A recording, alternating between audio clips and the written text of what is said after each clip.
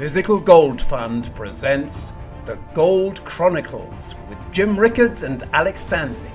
Insights and analysis about economics, geopolitics, global finance, and gold.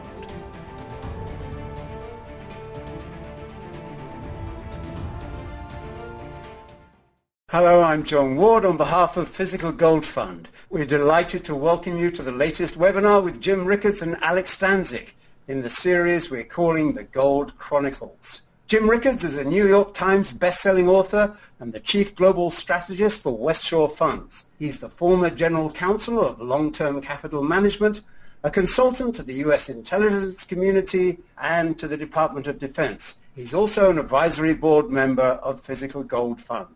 Hello, Jim, and welcome. Thanks, John. It's great to be with you. And we also have with us Alex Stanczyk, the managing director of Physical Gold Fund. Alex is an expert in the physical gold industry, dealing with the logistics chain, from refinery to secure transport, vaulting, and he's lectured globally to investors, institutional audiences, and government audiences on the role of gold both in the international monetary system and in investment portfolios. So, hello, Alex. Hi, John. Great to be here as well. So later in this podcast, Alex will be looking out for questions that come from you, our listeners. So let me just say that your questions today are more than welcome. You can post them at any point during the interview. You'll see a box on your screen for typing in your question. And as time allows, we'll do our best to respond to you. So, Jim, several weeks before the U.S. presidential election, you pretty well put your reputation on the line. You firmly predicted a Trump win in the face of a massive consensus that Hillary Clinton had the election locked up. So congratulations, you made the right call. And now we are very curious. Could you give us an idea of your view of the longer-term implications of a Trump presidency for the U.S. and for the global economy? Assuming, I guess, that Mr. Trump follows through on his campaign promises. Well, thank you, John. You're right. I was very lonely there for a few weeks. I was traveling around the world. I was in Australia and Europe and North America, doing TV interviews and then podcasts, the sort of thing we're doing now, and saying very categorically that Trump would win. And the reactions varied. Some people just burst out loud laughing. Other people said, "You must be joking." But I actually took them through my methodology. It was not partisan. I have my opinions. Everyone has their own opinions. I was just being an analyst, looking at how some of the flaws in the polls, some of the ways people misunderstand betting odds, some of the ways that markets were misreading it. But actually, I was using the same techniques that we use with Physical Gold Fund, used on this podcast, and used in my book. We'll talk about a little bit later today. But the same techniques I used, and actually I was in London on June 20th, and I was doing some filming, looked right at the camera and said that Brexit was going to come out as a leave vote. It was not going to be remain, and investors short sterling and buy gold, and both of those trades worked out very well in the immediate aftermath of the Brexit vote to leave. But I'd make the point that neither of these were guesses. The Brexit call and the Trump call were both using complexity theory, behavioral economics, some of the applied mathematics we use, Bayes theorem, which is a particular branch of applied mathematics. You use the statistics that when you don't have enough information, anyone can solve a problem if they have lots and lots and lots of information. Your typical bright high school student can do that. But what happens if you don't have much information, if you only have one or two data points, or sometimes even none, but you can't escape the problem? You have to face up to the problem. How do you do it? That's what we do. And these are the same techniques I've been using all along. It's not a crystal ball. I don't really think I'm predicting the future. What I say is the future is here today. The future is embedded in the present. You might have to dig down through a lot of data. You have to understand the dynamic processes. So it's a little bit like watching a row of dominoes. If I tip over the first domino and there's nothing kind of blocking the way, all the dominoes are going to fall. So after the first 4 or 5 dominoes fall, you can say, well, I think the last domino is going to fall. And sure enough, it does. You made a prediction about the future. It turned out to be true, but did you have a crystal ball? No. You could just look at the present. You could look at the dynamics. You understood the chain reaction, and you could see what was going to happen next. And that's kind of how I felt about Brexit and about Trump. So anyway, Trump won. He's our president-elect. He'll be our 45th president. And what does that mean for economic policy? It's really, really very interesting. First of all, Trump himself is trying to figure it out. So I think anyone who says, well, here's what the policy is going to be is probably making a mistake, because Trump has shown that he can reverse course. He can say one thing. He can surprise you with something else. I think it's one thing we've learned about Donald Trump over the past year and a half. And so we have to kind of reserve judgment how things are going to play out. But there are a lot of contradictory forces within Trump's immediate circle of advisors. For example, you have people like Larry Kudlow and Mike Pence who clearly favor free trade, but you have other people like David Malpass and Steve Bannon who think these trade deals need to be either at least renegotiated, if not torn up. Those are very different views of the world, and all of those insiders have the ear of Trump. The initial indications are that he's more inclined to tear up these trade deals. He said he's going to issue an order withdrawing the United States participation in the Trans-Pacific Partnership, TPP, on day one. He's going to do that the day he's inaugurated. Well, I think that's a pretty good clue as to where he's coming out there. But there are other conflicting forces. You've got people like Steve Moore, who want tax cuts, but want some, and David Malpass I'd put in the same category, who want fiscal responsibility, but maybe with tax cuts. But then you've got people like Steve Bannon who want to spend $1 trillion on infrastructure. Well, we all want infrastructure. We all want roads and bridges and tunnels. That sounds good. But where's that $1 trillion going to come from? Especially if you add $1 trillion of infrastructure spending and cut taxes, and those are both parts of the Trump plan, you're going to blow a hole in the deficit. You're going to be back to where we were in 2010, 2011, running $1 trillion deficits, increasing the debt-to-GDP ratio. And this is very problematic, and it kind of gets back to what the Fed's reaction function will be, and that has big implications for the price of gold, and I'll talk about that in a minute. But the point I want to make, the one way to understand Trump, this is kind of like a replay of the Reagan Revolution, and in fact, a lot of the same people are involved. Trump's inner circle, so people like David Malpass, Larry Kudlow, Art Laffer, Steve Moore, all of these advisors were part of the Reagan Revolution. They were around in the Reagan White House in the early 80s. They were in their late 30s, early 40s then. Today they might be in their 70s, and that's fine. There's nothing wrong with being an advisor when you're in your 70s, but it's the same people, and they're running the same playbook. During the campaign, Trump's behavior, some of the vulgarity, some of the garish headlines made it very difficult for a lot of people to get past Trump's personality and look at his actual policies. But now that he is the president-elect, they are looking at the policies, and a lot of people like what they see. By the way, this explains why the stock market's going up.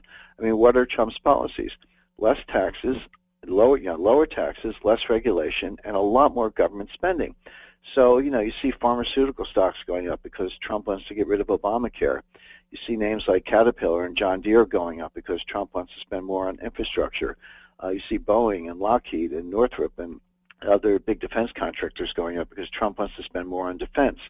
And the consumer non-durables are going up because Trump wants a tax cut. That means people have more money to spend on, eating out and shopping and so forth. So the whole stock market's going up based on these policies. And, that's understandable in the short run, but how are you going to finance it? How does that add up in the longer run? Can you actually implement that? And if not, if there are constraints on that, will the stock market go right back down again once people wake up to the fact that, it's not like happy days are here again? And here's the point I make, John. This is the Reagan playbook, but it's operating under very different conditions. When Reagan was sworn in January of 1981, interest rates were 20%. Inflation was 14%. And the debt-to-GDP ratio of the United States was 35%, which is very close to an all-time low, or at least a long-term low. So Reagan had nothing but tailwinds. I mean, interest rates had nowhere to go but down. Inflation had nowhere to go but down. And Reagan could run very large deficits without bankrupting the country because he was starting from such a low debt-to-GDP level. And Reagan did. Reagan ran very large deficits. The debt-to-GDP level went from 35% when he was sworn in to 55% when he left office in January 1989. Now, 55% is not considered a dangerous level, but man, was that a big increase from the 35%. So Reagan had, we had a bond market rally because interest rates and inflation were coming down. We had a stock market rally because of less regulation, lower taxes. We had a growing economy because of some of the stimulus from the spending that he was able to do. Reagan had nothing but tailwinds. Trump is going to try to run the same playbook in a very different environment. Trump's got nothing but headwinds. So interest rates are, close to zero. They have nowhere to go but up. Inflation is close to zero. It has nowhere to go but up unless we have a depression, which is not exactly a good outcome. But most importantly, the debt to GDP ratio today is 105%. Mark that difference. When Reagan came in, it was 35%. Today, it's 105%. Trump has much, much less fiscal headroom than Ronald Reagan did. In fact, a lot of economists will say we're already in the danger zone. We're in that place where additional deficit spending actually does not produce more growth. It did for Reagan. It has in other administrations, but it won't for Trump because there's a phenomenon of diminishing marginal returns. Each dollar gets you a little less bang for the buck in terms of the multiplier effect, in terms of additional nominal GDP. We're at the point where you can spend the money and not get any additional GDP, just add to the debt. Not to mention the fact that you could cause a loss of confidence in U.S. dollars. We're already seeing the bond market back up. We're actually seeing this all over the world. So the way I describe it, they had the same playbook. Reagan and Trump had the same playbook, lower taxes, less regulation, more government spending. But Reagan was running the playbook against a high school football team, and Trump's running the same playbook against the New England Patriots. I mean, he's going to have a much, much tougher time. And then the big wild card is, will the Fed accommodate it? So all of a sudden, you're the Fed. You're sitting there down on Constitution Avenue. You're Janet Yellen. You're looking at the White House and saying, okay, you guys want to cut taxes and add $1 trillion of infrastructure spending and increase the debt to GDP ratio from an already high level. If the Fed accommodates that, and that is helicopter money, by the way, which is larger deficits, and the Fed maintains an easy monetary policy, Donald Trump is the helicopter money president. This is one of the great ironies of this electoral cycle. A few months ago, Larry Summers, in writing, Larry Summers, the Harvard economist, in writing, compared Donald Trump to Mussolini. But the irony is that Trump's economic plan is the Larry Summers plan. It's what all these economists, Dare Turner, Anatol Kolesky, Barry Eichengreen, Paul Krugman, Joe Stiglitz, Larry Summers, they've all been calling for the same thing, what they call fiscal stimulus. I call it larger deficits. Most people call it helicopter money, where the Fed accommodates it by money printing. Well, if you do that, if you add $1 trillion to the debt and the Fed maintains an easy money policy, you're going to get inflation. That's guaranteed. We haven't had inflation from all the money printing before. That's because nobody spent the money. But nobody spends money better than the government. If all of a sudden, instead of waiting for people to go out and spend money, who actually they want to save it and pay down debt, if the government's spending the money, that money will get spent. There's your velocity. The money printing is already there. And the Fed maintains is an easy monetary policy. It's what helicopter money is. You're going to get a lot of inflation really fast, way more than the Fed expects. And that's going to send the price of gold soaring, because that's what gold does in inflation. Now, let's consider the alternative case. So Trump does the same thing, bigger deficits, cut taxes, less regulation, all this stimulus. But the Fed gets worried about inflation. They lean into it. They're definitely going to raise rates in December. We mentioned that on the last call. But they set up a bunch of rate increases, 2 or 3 more in 2017. They're going to lean hard into that inflation. Because remember, Janet Yellen is mesmerized by the Phillips curve. She thinks with unemployment at these levels, very low levels, and that kind of stimulus on the horizon, that inflation is inevitable. And she also believes that monetary policy acts with a lag. That was one of the keystones of Milton Friedman's, quantity theory of money. It acts with this, at least a 9-month lag, maybe a year and a half. So she's going to say, well, with the Phillips curve analysis and the big spending, the inflation is absolutely coming. Monetary policy acts with a lag, so I need to raise rates right now to head off that inflation and keep it under control. And yet, a lot of the economy is very weak, and Trump might not actually be able to do what he says he's going to do. So if she leans into it, you could actually raise rates a couple times and throw the U.S. economy into a recession, on top of which the whole world is slowing down. Global trade is actually collapsing. When people talk about trade figures, they tend to focus on the deficit or the surplus. They say your deficit's going up or your surplus is going up, as the case may be. What I'm looking at, forget about deficits and surplus. They always add up to zero. The absolute level of trade is going down. Global exports and global imports are going down. That's extremely rare. It happened in 2008 during the Great Financial Crisis. It also happened during the Great Depression, but it's happened very few times other than that. So the global economy is already slowing down. And one last element I'll throw into the mix here, because all of these things are important. So the Fed is talking about raising rates, which they are. What does that mean? It means a stronger dollar. By the way, that's one of the headwinds for gold. I've always said that the dollar price of gold is just the inverse of the dollar. So if you have a strong dollar, you're going to have a lower dollar price for gold. If you have a weak dollar, you're going to have a higher dollar price for gold. So the drawdown in gold, I explained the stock rally based on all these spending plans and tax cuts.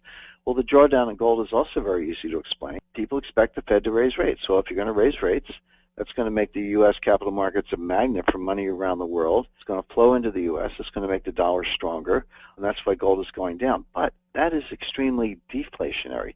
It has the danger of throwing the U.S. economy into a recession on its own.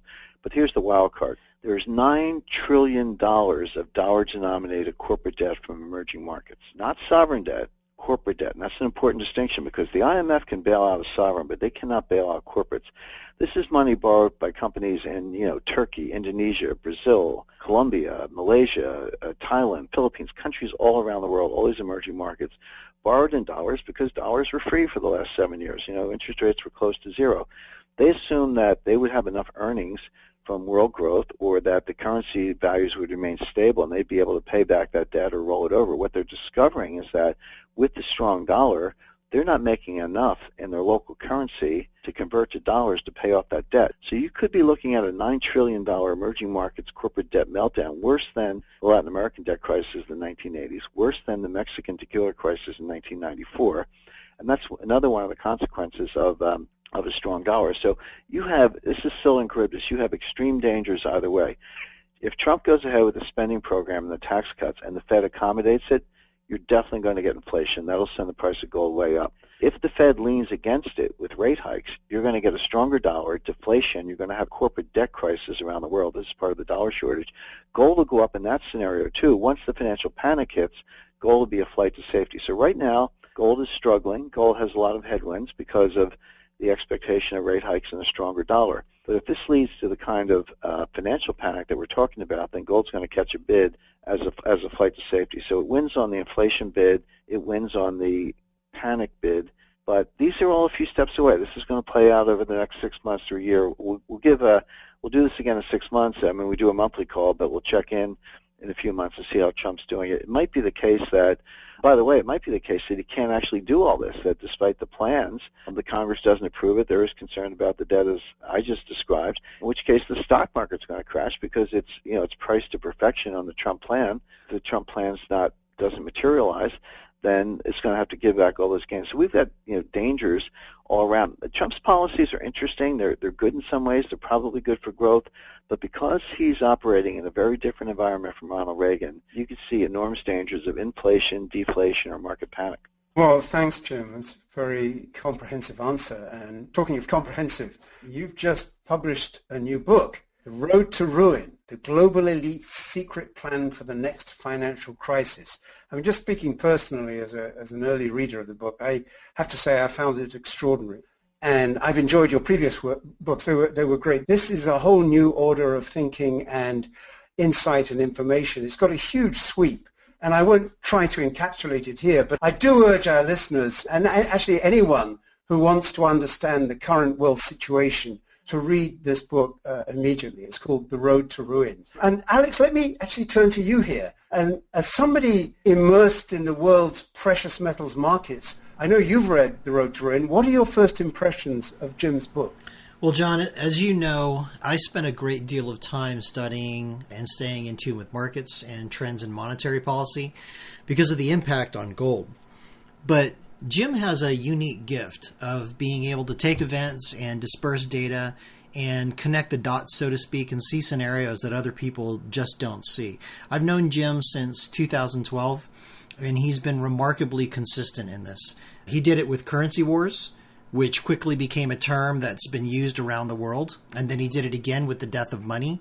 In this latest work, the scenarios that he's showing us requires serious consideration. In my opinion, the potential outcomes, if not prepared for, are sobering. I mean, one could even say frightening in some ways.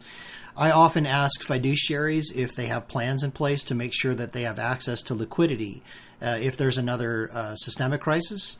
And you would be surprised to learn that a lot of them do not have any plans whatsoever. I think The Road to Ruin shows us that we not only have to be prepared for bad outcomes, but we have to make sure that we have access to liquidity, and we have to do that in ways that many people aren't even considering yet.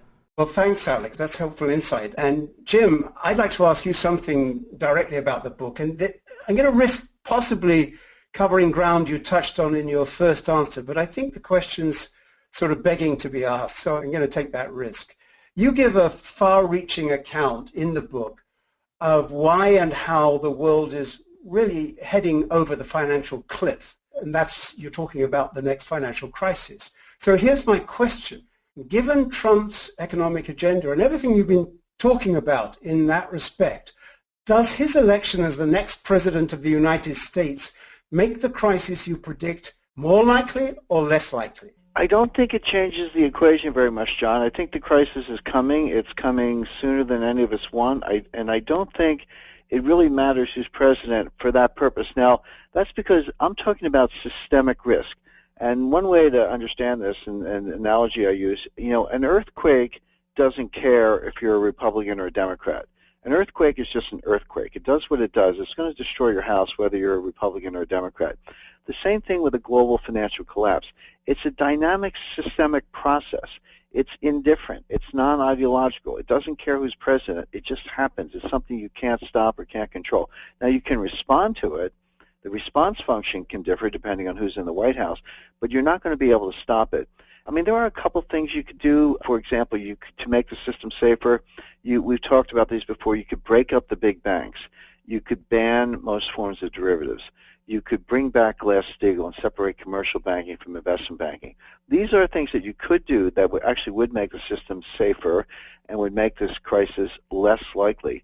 And I don't really feel it's appropriate to write about the dangers without putting forward some solutions. And I do put these solutions forward in the book. However, I give them a very low probability of actually happening. This is far from the top of Trump's agenda. I mean, right now he's got to finish his cabinet appointments and some of the sub-cabinet levels. He's got big issues on his plate. He's got ISIS, immigration, tax policy, fiscal policy, a Supreme Court appointment, 2 vacancies on the Federal Reserve. These are the things that the president-elect is going to be dealing with the next 30, 60 days. They're not going to get to, value at risk and risk modeling and statistical properties of risk and Glass-Steagall. I mean, maybe Glass-Steagall comes up, a year from now, but it may be too late. So there are some things we could do, but I don't see them being done. Therefore, I would expect that this dynamic would continue to take hold. And the question I get most frequently is, well, what's going to cause it? And I always say it's like picking out a snowflake that causes an avalanche. It doesn't matter what snowflake it is. What matters is the instability of the mountain of snow. That's what comes down and kills you. So if it's not one snowflake, it's another. Look, there are plenty of catalysts lying around. It could be Deutsche Bank. It could be this emerging markets dollar-denominated debt crisis I talked about. It could be a credit bubble in China. It could be a natural disaster. There are plenty of things it could be, but it doesn't matter. It'll be one of them. It'll be sooner than later. And what matters is that the system is unstable, that it's primed for this kind of collapse. The biggest banks in 2008 are bigger today. They have a larger percentage of the banking assets. They have much larger derivatives books.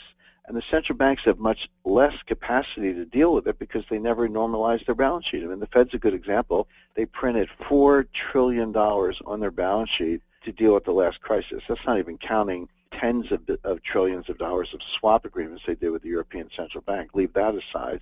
Just the $4 trillion on the balance sheet. If the Fed had, and the Fed started at $800 billion at the beginning of the crisis, if the Fed had somehow got their balance sheet back down to $800 billion, I'd be the first one to say, hey, congratulations, nice job, guys, you did it. You saved the system and you normalized your balance sheet.